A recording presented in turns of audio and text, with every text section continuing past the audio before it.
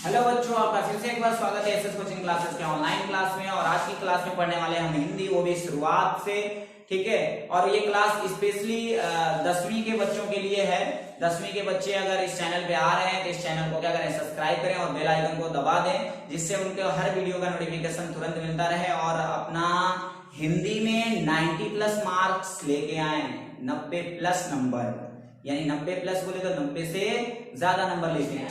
ठीक है, तो आज की हमारी क्लास क्या है, हम आज जीवन परिचय पढ़ने वाले हैं महाकवि सूरदास का। महाकवि सूरदास का जो आपके पेपरों में 5 नंबरों में पूछे जाते हैं, बहुत इंपॉर्टेंट है, हर बार ईयर में पूछा जाता है, हर वर्ष पूछे जाते हैं ये प्रश्न। ठीक है, तो हम स्टार्ट करते हैं महाकवि सूरदास का जीवन परिचय। तो महाकवि सूरदास का जन्म सन 1478 ईस्वी में कब हुआ था? सन 1478 ईस्वी में हुआ था। अच्छा, कहाँ हुआ था इनका जन्म? तो आगरा से मथुरा जाने वाली जो सड़क है उसमें एक रुनकता नामक गांव है, रुनकता नामक गांव में हुआ था, यानी रुनकता नाम का एक गांव है, उसी गांव में सूरदास जी का क्या हुआ, जन्म हुआ। लेकिन कुछ विद्वान इनका जन्म दिल्ली के निकट बोले तो पास सीही गांव में मानते हैं। कुछ विद्वान ये मानते कि इनका जन्म कहाँ हुआ था? दिल्ली के निकट सीही गांव में हुआ था। ठीक है, अच्छा, इनके जन्माद बोले तो जन्म से अंधे, सूरदास के जन्माद होने यानी जन्म से अंधे होने के विषय में भी विद्वानों के अनेक मत हैं। कुछ विद्वान कहते हैं कि ये जन्म से अंधे नहीं थे, कुछ विद्वानों का ये मानना है कि ये जन्म से अंधे थे। इस विषय पर अनेक मत है, अनेक राय हैं अलग अलग विद्वानों के। ठीक है, सूरदास बचपन से ही क्या हो गए थे? विरक्त हो गए थे। सूरदास जी बचपन से क्या हो गए? विरक्त। विरक्त का मतलब घर द्वार सब मोह माया सब छोड़ के। ठीक है, कहाँ रहते थे भाई? तब बचपन से विरक्त हो गए, घर द्वार सब छोड़ दिया, मोह माया सब छोड़ दिया, और कहाँ रहते थे? सूरदास जी कहाँ रहते थे? गौ घाट में रहते थे। किस घाट पे? गौ घाट। गौ घाट किसको कहते हैं? तो जहाँ जानवर क्या करते हैं, जहाँ सीढ़ियां नहीं बनी रहती है, जानवर आराम से पी लेते। घाट तो बहुत फेमस है, एक बनारस की घाट जो काशी घाट के नाम से फेमस है। लोगों का ये मान्यता है कि वहीं हमारे क्या किए जाए, दाह संस्कार किए जाएं। ठीक है, तो गौ घाट जहाँ सीढ़ियां नहीं बनी रहती उसको कहते हैं। तो गौ घाट में रह के क्या करते थे? विनय के पद गाया करते थे। विनय के पद बोले तो विनती के पद गाया करते थे। ठीक है, और उसी से उनको क्या मिल जाता था? कुछ पैसे मिल जाते थे, कुछ खाने पीने के लिए मिल जाता था, जिससे उनका जीवन व्यतीत हो रहा था, कट रहा था उनका जीवन। ठीक है, एक बार क्या हुआ, एक बार वल्लभाचार्य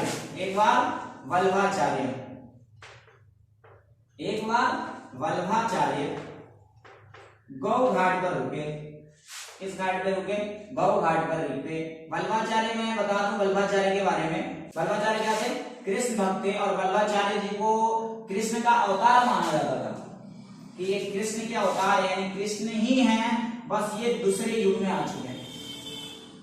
आ रही मेरी बात समझ? तो एक बार वल्लभाचार्य कहाँ रुके? गौ घाट पर रुके। गौ घाट पर जब वल्लभाचार्य रुके, ठीक है, तो सूरदास जी ने क्या किया? उन्हें स्वरचित एक पद गाकर सुनाया। स्वरचित बोले तो खुद से रचा हुआ एक पद गाकर सुनाया। विनय के पद गाते थे, वही विनय के पद गाकर सुनाया। ठीक है, जब विनय के पद गाकर सुनाया तो वल्लभाचार्य जी ने इन्हें कृष्ण लीला का गान करने का सुझाव दिया कि तुम कृष्ण लीला का गान करो, भाई विनय होने के पद छोड़ दो और कृष्ण लीला का गान करो। सूरदास तभी से कृष्ण लीला का गान करने लगे और वल्लभाचार्य जी के क्या बन गए? शिष्य बन गए। अब जब वल्लभाचार्य जी के शिष्य बन गए और वैसे ही वो सूर थे, दिखता तो था नहीं, तो इसलिए वल्लभाचार्य जी ने कहा, क्या किया? इस अपने शिष्य को गोवर्धन पर्वत पर बने। गोवर्धन पर्वत नाम सुना होगा आपने। गोवर्धन पर्वत वही पर्वत है जिसको श्री कृष्ण ने, ठीक है, इस छोटी वाली उंगली से क्या किया था? उठाया था, जिसको आप लोग हम लोग यहाँ भी कह लेते हैं कि कानी उंगली पे उठाया था। ठीक है, तो इसको उठाया था। कब उठाया था? तो ये भी आपने वीडियो में देखा होगा कि कब उठाया था श्री कृष्ण ने, क्या? गोवर्धन पर्वत को। तो उसी गोवर्धन पर्वत पर बने श्रीनाथ। उसी गोवर्धन पर्वत पर एक बना श्रीनाथ जी के मंदिर। श्रीनाथ मंदिर में जनरली कीर्तन करने के लिए रख दिया। श्रीनाथ मंदिर में किस लिए रख दिया उनको? कीर्तन करने के लिए। क्या करने के लिए रख दिया? कीर्तन करने के लिए रख दिया। अब वही भजन कीर्तन करते हुए इनका सारा समय क्या हो गया, व्यतीत हो गया, सारा समय व्यतीत हो गया। इनकी मृत्यु सन 1583 ईस्वी में पारसौली में हुआ, जो गोवर्धन पर्वत के पास ही है। पारसौली नामक गांव जो गोवर्धन पर्वत के पास ही है, उसी में हो गई। अच्छा, इनकी एक प्रमुख रचना जो लिखने के लिए आता है, भूलिएगा मत, प्रमुख रचना, एक प्रमुख रचना पूछा जाता है, उसको ऐसे ही एक प्रमुख रचना डाल के लिख दीजिएगा। इनकी एक प्रमुख रचना सूरसागर है।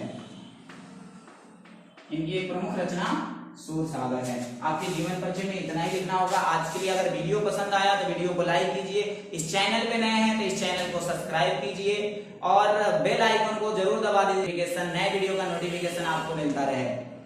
और इसका मैं PDF मैं लिंक में दे दूंगा, जिससे आप जाके आराम से इसका PDF डाउनलोड कर सकते हैं।